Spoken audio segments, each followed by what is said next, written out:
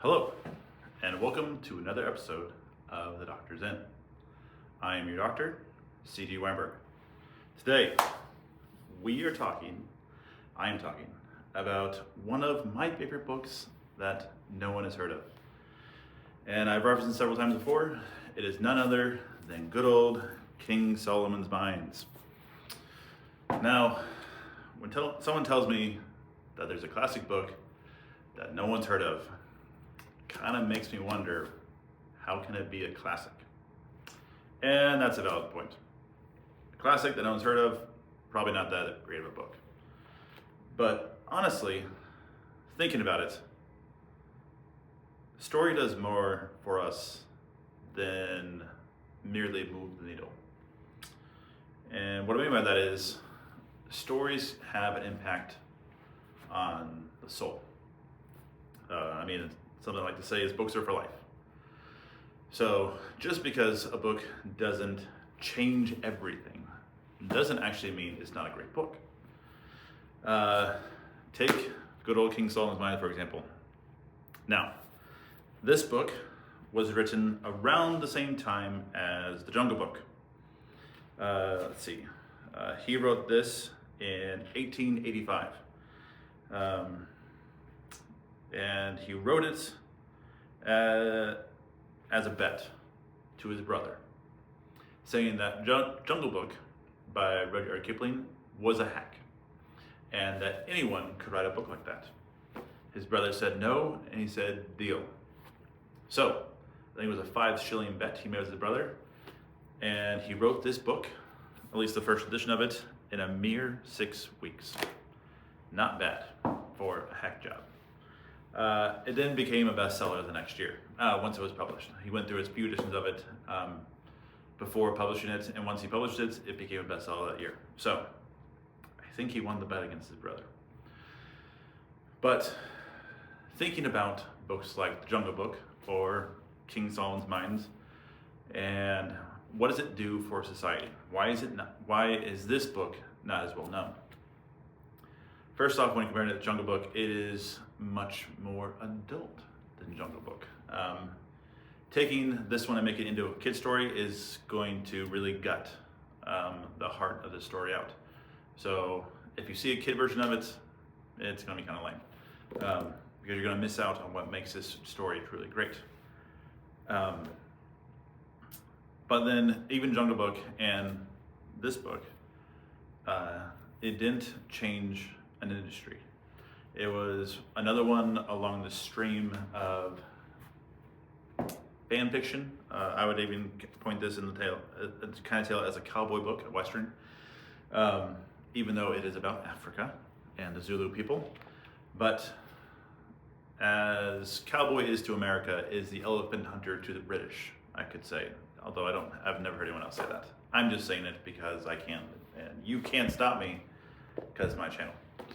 But this is about an elephant hunter, a rather old elephant hunter, if you were to believe the main character's story of it. But that gets us down to, what is this book actually about? And I would say that this book is a book for boys. Girls, I don't know if you'll like it, but you should like some people in it, so you can still read it. But boys, this is one that can get you to actually read the book. So mothers, get this for your sons. They might actually read it. Because it's actually great. It's a great story. A fun story that I like to tell about it to my students and mothers who ask me about books for their boys. Because the only other person I've ever heard talk about it is actually N.D. Wilson. His mother used this book to get him to stop reading only Lord of the Rings. And I applaud her for it. And she read one scene from this book that I will share with you later. And it was enough to get Nate Wilson hooked. Because it is terrible. So, if I have time, yes, I shall be reading that part to you. It's only a few pages, but it's fantastic. It's fantastically creepy and should really catch you in the story. Now, so boys need role models. this book for boys. Who are the role models in this book? Ironically, I would actually say the main character is not the hero of the story. The main character is Alan Quatermain. Now, if you've seen The League for Extraordinary Gentlemen, Alan Quatermain is also one of the main characters in that movie too, based off this book. But I would say he's actually not the main character of this book. Well, he's the main character, he's not the hero of the book. Alan Quatermain was a famous elephant hunter in Africa. He says that he had lived, let's see, mark it down. He had lived, I think it was 4 times as much as a normal elephant hunter had ever lived at 55. Because, let's see, and I've lost it now, sorry. I think he'd been an elephant hunter for 20 years.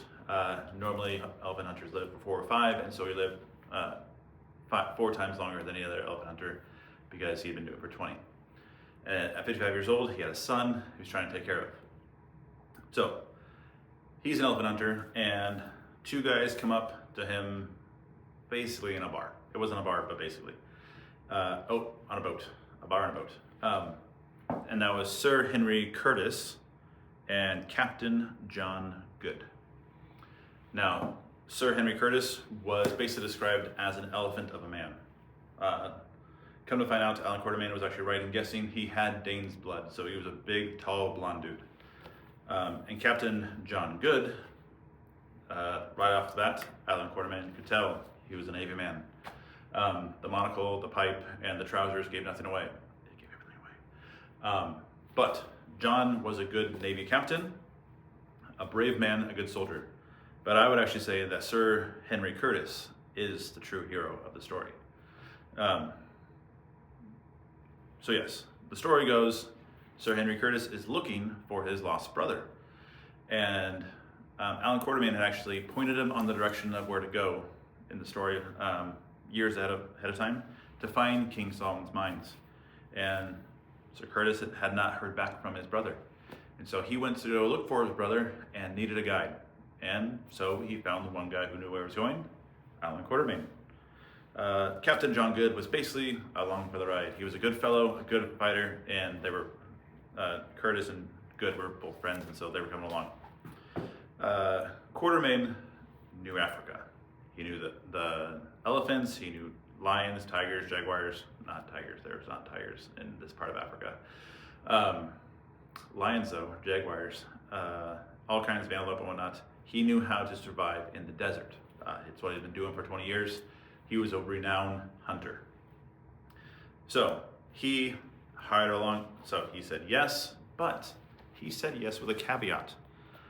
Sir Henry Curtis would have to pay him actually a decent chunk of money because Alan Quatermain was pretty sure that he was going to die on this expedition, and he had a son to care for. So basically he made Curtis pay him enough money to take care of his son for the rest of his son's life. And Curtis like, oh yeah, totally. Done, I'll totally pay you that much in order to get your expertise. So Alan Quatermain comes along pretty much for the money.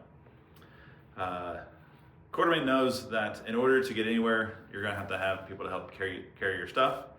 And so they find a bagman, which is Mbomba, who is a Zulu man along, he'd been a guide before. So Mbomba came along with them and carried their bags. And they cross a long stretch of desert, blah, blah, blah, they're going across, whatnot. Almost die like 7 times. And that's just halfway through the story. Get somewhere, they're going along, and they stumble upon a village. And this village is a Zulu village. And they're pretty sure that the Zulu village knows where the mines are, and they're still looking for Curtis's brother. So they meet their king, King Twala, who would look really, he would make Hitler look really, really good actually, comparatively to his own people. Twala was a tyrant who threw fits, killed whoever he wanted, really power hungry folk. Just a really bad dude all the way around. So they meet Twala and they scare Twala because the white man has guns and can kill people from like 100 yards away. And thankfully, Alan Quarterman's a good shot. And so he killed an antelope from like 100 yards away to prove that he has fire stick and is a god.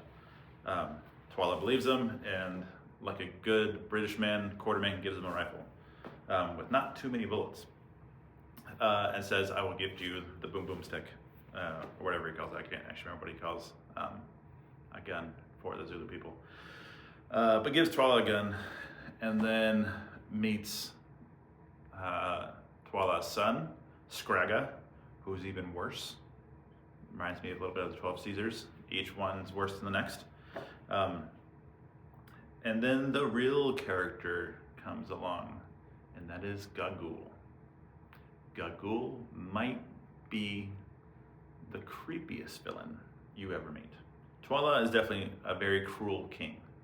Gagul is creepy, power-hungry, powerful, manipulative, and downright dangerous.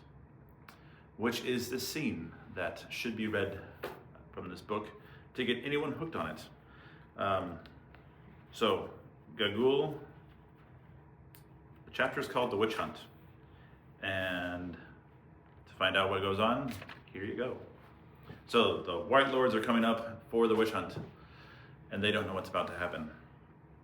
"Greetings, White Lords," he cried, Twala, as we came up. "Be seated, waste not the precious time. The night is all too short for the deeds that must be done. Ye come in a good hour, and shall see a glorious show. Look round, White Lords, look round," and he rolled his one wicked eye from regiment to regiment. "Can the stars show ye such a sight as this? See how they shake in their wickedness, all those who have evil in their hearts, and fear in the judgment of heaven above." "Begin, begin," cried out Gagul in her thin, piercing voice.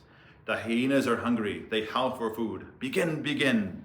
Then, for a moment, there was intense stillness, made horrible by the presage of what was to come.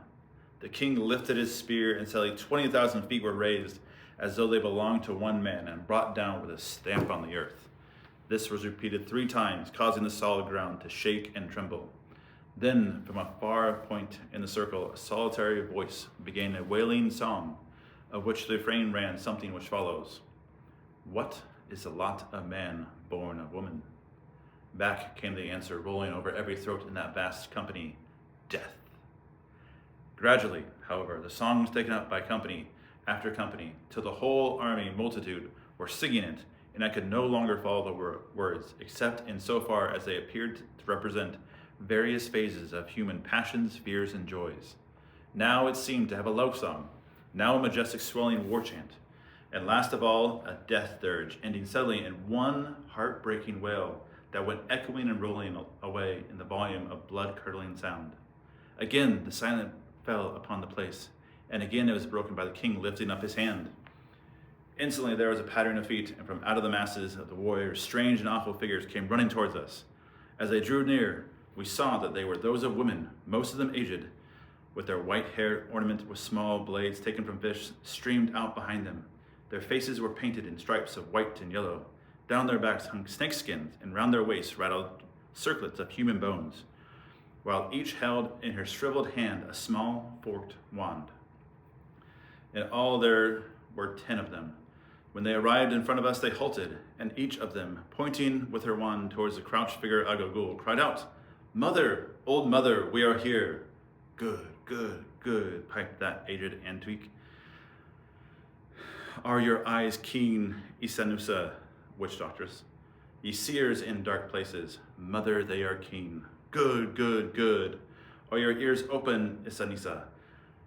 Ye who hear words that come not from the tongue, mother, they are open." "Good, good, good." "Are your senses awake, Isanusas? Can ye smell blood? Can ye purge the land of the wicked ones who compass evil against the king and against their neighbors? Are ye ready to do the justice of heaven above?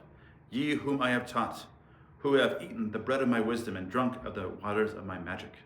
Mother, we can. Then go, tarry not, ye vultures, see the slayers," pointing to the ominous group of executors behind.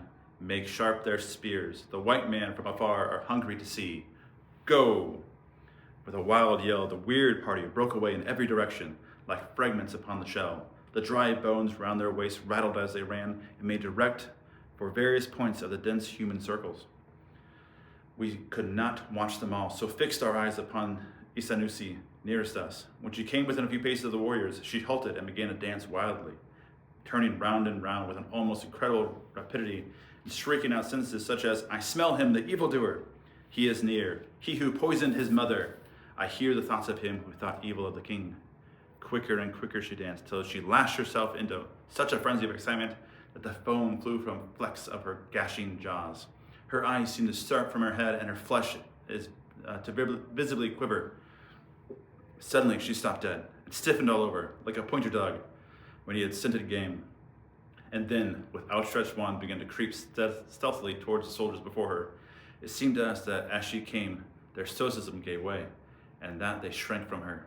As for ourselves, we followed her movement with a horrible fascination. Presently, still creeping and crouching like a dog, she was before them. Then she stopped and pointed, and then again crept on a pace or two. Suddenly the end came. With a shriek, she sprang in and touched the tall sword with a forked wand. Instantly, two of his comrades, who were standing immediately next to him, seized the doomed man, each by one arm, and advanced with him towards the king. He did not resist, but we saw that he was dragging his limbs as though they were paralyzed. And his fingers, which held the spear, had fallen, were limp of those of a man nearly dead. As he came, two of the villainous executioners stepped forward to meet him. Presently they met, and the executioner turned round towards the king as though for orders. "Kill," said the king. "Kill," squeaked Gagul. "Kill," re-echoed Scraga with a hollow chuckle. Almost before the words were uttered, the horrible deed was done. One man had driven his spear into the victim's heart, and to make doubly sure, the other was dashed out his brains with a giant club. That is 2 pages of this book. And when I was a 4th grade boy, I could not put this book down. So, give this to your young men because it'll make them read. But also give it to them because of their heroes. Because as bad as Gagul and King Tuatha and Scraga are, the heroes are a match for them. Sir Henry Curtis, Captain John Good, and Alan Quartermain all learn that Mbumbo is really Ignosi, the lost prince of the Zulu tribe. And Sir Henry Curtis and Captain John Good decide, out of duty, that they must help Ignacy win his throne back. Now, Alan Quartermain, while our main character I don't think is a hero because of this, he does not choose to help out for the sake of duty, of doing the right thing. He says he'll do it, but he also needs the diamonds from King Solomon's mines if he can find them. And Ignacy gladly says yes to this because he'd offered it beforehand. But Alan Quartermain, again, does this for the money. But one thing about this story that must be told is why they do the good that they do. So Sir Henry Curtis and Captain John Good do their good for the sake of duty, which makes sense. So again, this book was written in 1885. Shortly before that, a philosopher was writing, Immanuel Kant. Now, Kant set forth a new philosophy called the categorical imperative. I once heard it said that no one reads Kant anymore. All they do is read people who talk about him. And I do encourage you to go read him if you ever get the chance. He is hard though. But Kant's categorical imperative is basically, to dumb it down for a 3rd grader, 2nd grader when I read the book, is what if everybody did? If everyone did the thing, it turns out good, awesome, it's the right thing to do. If everyone did it and it doesn't work out well, not the right thing to do. And that's how he runs his moral philosophy. Again, very simplistic terms. So that is actually not so unlike another man, Cicero, from 44 BC. So only like 1800 years beforehand. Now, Cicero was a good Stoic. Stoics also are all about doing the right thing. But again, they don't have a higher reason. It's because it makes the world better. There's no reason, there's no God behind it. It's just the right thing to do. It's man's duty to do what is right. It is man's duty to do what is best for the rest of man. And that is actually the philosophy that is showed in King Solomon's mind as well. And that is actually a major discussion thing, is what is good in King Solomon's mind. And good is what is best for the most people. So a lot of people end up dying in King Solomon's minds in order to instill a better king than King Tuala and his son Skraga. So I mean, those are things to talk about. So that would be a discussion question that I would give to parents as they let their sons read it, is why do you want to be like Alan Quatermain or Sir Henry Curtis or Captain John Good? We can be better than them though, because we know why we want to do the good that we do. So there's your reason why. Please read the book. It is quite enjoyable. I will always remember fondly of think fondly of this book because it is nostalgic for me. But it is a good one to get young men to read. Now, if you like this, give me a like. If you want to know when I am going to post something else, or I have posted something else, please subscribe. If you have book recommendations, please comment below and tell me what you'd like me to review. I have lots of books I want to do, but I also want to hear from you all. So give me a recommendation. But with that, I tell you good evening, and the doctor is out.